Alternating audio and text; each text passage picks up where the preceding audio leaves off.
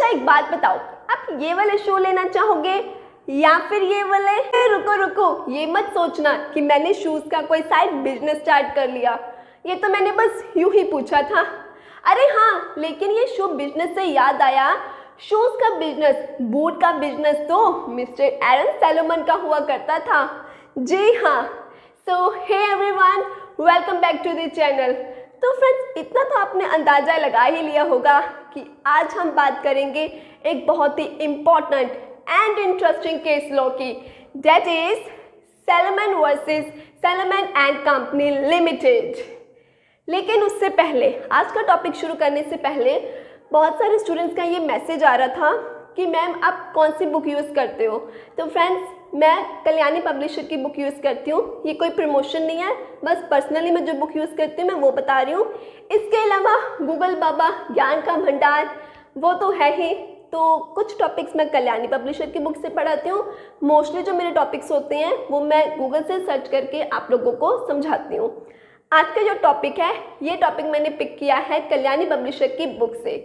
तो चलो अब शुरू करते हैं हमारा आज का ये इंटरेस्टिंग सा सेशन। तो फ्रेंड्स, ये है मिस्टर एरन सैलोमन। इनका अच्छा खासा सोल ट्रेड का बिजनेस था, अपना बूट का बिजनेस था। लेकिन अब हर पर्सन क्या सोचता है, बस इतना ही थोड़ी टिके रहना है, लाइफ में कुछ बड़ा करना है और आगे बढ़ना है। बस ऐसे ही सैलोमन जी ने भी सोचा कि यार सिर्फ सोल ट्रेड बिजनेस नहीं, अपनी एक कंपनी बनाते हैं। लेकिन अब कंपनी इनकॉर्पोरेट करने के लिए 7 सब्सक्राइबर्स की ज़रूरत। अब मिस्टर सैलोमन जी पड़ गए सोच में, यार मैं ये 7 सब्सक्राइबर्स कहाँ से लाऊं। फिर इनके दिमाग की बत्ती चली, कहते ले ये मेंबर्स तो मेरे घर पर ही हैं। मतलब खुद मिस्टर सैलोमन, उनकी एक वाइफ, उनकी एक डॉटर और उनके 4 बेटे, ये सब मिलकर बन गए 7 मेंबर्स एंड कंपनी हो गई इनकॉर्पोरेट। अब जो मिस्टर सैलोमन है, उनके पास थे 20,000 शेयर्स, जिनकी वैल्यू थी 1 यूके पाउंड के बराबर। तो फिर जो वाइफ, डॉटर और 4 सन्स थे, उनको कितने शेयर मिले?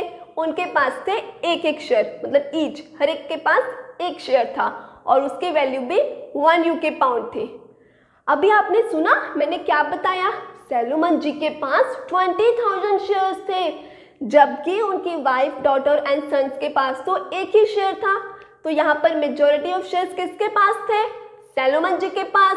तो लो, खुद मेजॉरिटी ऑफ शेयर्स लेकर बन गए कंपनी के मैनेजिंग डायरेक्टर एंड बाकी के जो वाइफ, डॉटर एंड सन्स थे वो बन गए शेयर होल्डर्स। इतना क्लियर हुआ? तो अब आप सोचोगे मैम, इनका जो फिर शू का बिजनेस था, उस बिजनेस का क्या हुआ?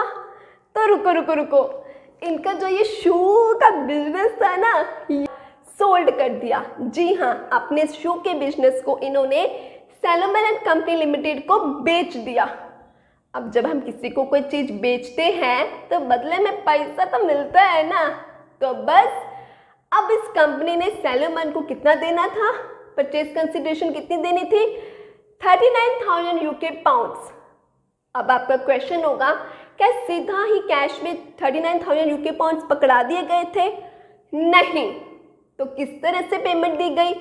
सुनो, सबसे पहले तो 9,000 कैश दिया यूके पाउंड्स, 20,000 के सैलोमन को शेयर्स दिए और 10,000 के सैलोमन को सिक्योर्ड डिबेंचर्स दिए गए। इस तरह से पूरी परचेज कंडीशन जो है वो सैलोमन को दी गई।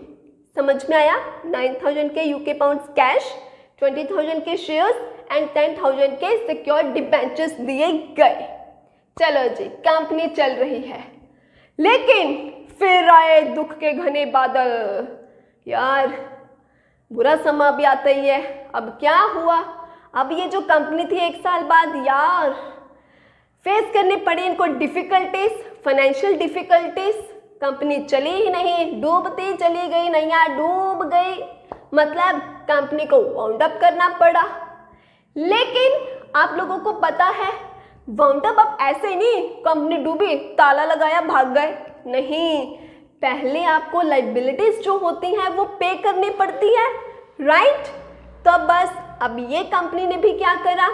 अच्छा, तो अब आप लोगों को इतना, आप लोगों ने +1 +2 में भी पढ़ा ही होगा कि जब एक कंपनी वाउंड अप होती है तो उसको लायबिलिटीज पे करनी रहती है। सबसे पहले वो किसको पे करती है? मॉर्टगेज डेप्ट। सबसे पहले वो किसको पे करती है? मॉर्टगेज डेप्ट को। उसके बाद बारी आती है सिक्योर्ड डेप्ट की, उसके बाद बारी आती है अनसिक्योर्ड डेप्ट की। ये सीक्वेंस याद रखना। अब इस कंपनी ने क्या करा, मॉर्टगेज डेप्ट जो था, जो इंटरेस्ट था, वो दे दिया। चलो जी, अब ये कहानी सुनो।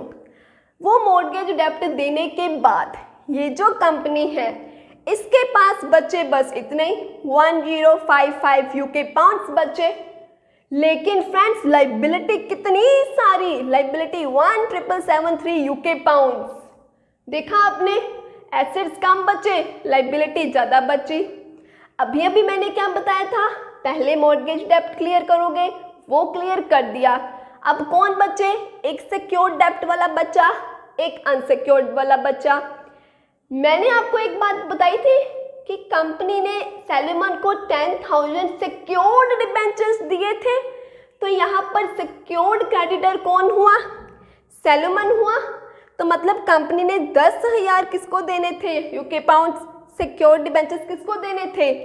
सैलोमन को। अब इसमें से 773 जो अमाउंट बचे वो किसको देने थे? अनसिक्योर्ड क्रेडिटर्स को। लेकिन कंपनी के पास बचे तो सिर्फ 1055 यूके पाउंड से। अब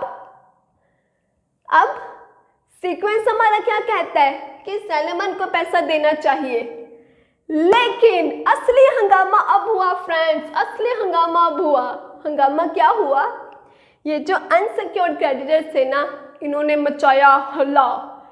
ये चल गए हाउस ऑफ लॉर्ड के पास, कहते जी ये पैसा तो मतलब जो ये कंपनी के पास अब बच गया, क्योंकि इससे ज़्यादा वो दे नहीं सकती, लिमिटेड लायबिलिटी है।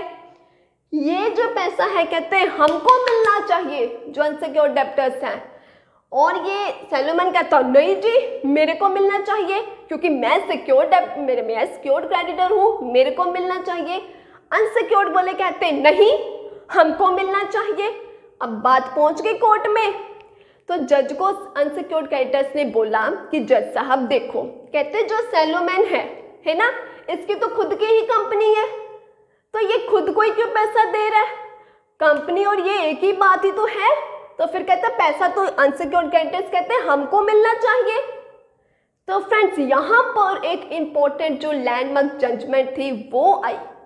आप ध्यान से सुनना कि क्या डिसीजन लिया गया कोर्ट के द्वारा। कोर्ट ने ये बोला कि ये जो प्रायोरिटी है वो सैलोमन को दी जाएगी, पैसा सैलोमन को ही दिया जाएगा। अनसिक्योर्ड क्रेडिटर्स बोले व्हाई? बिकॉज वो कहते सैलोमन और कंपनी एक ही बात है, ये खुद को ही पैसा क्यों दे रहा है? तो यहाँ पर फिर कोर्ट ने बोला बेटा सेपरेट लीगल एंटिटी नाम की भी कोई चीज होती है। कहते जब अगर ये मान लो सोल ट्रेड बिजनेसमैन होता, सोल ट्रेडर होता सैलोमन, वहां पर जिसका बिजनेस है और ओनर, दोनों बिजनेस और ओनर एक ही बात होती है। लेकिन जब कहते एक कंपनी इनकॉर्पोरेट हो जाती है किसी भी एक्ट के अंडर, तो वो क्या है, हमने प्रीवियस वीडियो में समझा, वो एक आर्टिफिशियल पर्सन होती है, एक अलग पर्सन लॉ की नजर में होती है कि ये भी एक पर्सन है ना। तो कहते बिकॉज सेपरेट लीगल एंटिटी है, कहते कंपनी अलग चीज है, सैलोमन अलग है, यहाँ पर ये दोनों सेम कंसिडर नहीं किए जाएंगे। सोल ट्रेड बिजनेस में बिजनेस और ओनर को एक ही माना जाता था, लेकिन जब आगे बात कंपनी की, कंपनी जब इनकॉर्पोरेट होगी किसी एक्ट के अंडर, तो कंपनी अलग, उसके मेंबर्स अलग। तो इसका मतलब क्या हुआ, लॉ की नजरों में कंपनी अलग है, सैलोमन अलग है। जब वो अलग है और वो सिक्योर्ड क्रेडिटर है, तो मतलब पैसा किसको मिलेगा, बोलो यस, सैलोमन को। तो केस कौन जीता, सैलोमन। तो ये पैसा किसको मिला, सैलोमन को। तो फिर बेचारे अनसिक्योर्ड क्रेडिटर्स को क्या मिला, कुछ भी नहीं। लेकिन हाँ, वो कहते हैं ना, जिसको कुछ नहीं मिलता उसको एक चीज जरूर मिलती है। सोचो सोचो क्या, सबक, सीख।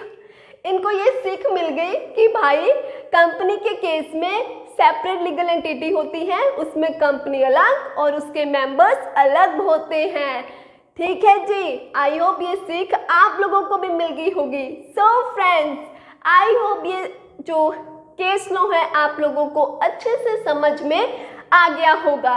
अपकमिंग वीडियो में बात करेंगे एक और इंटरेस्टिंग टॉपिक की, ये वाले टॉपिक की, lifting the corporate veil. So stay tuned, keep watching, thank you so much.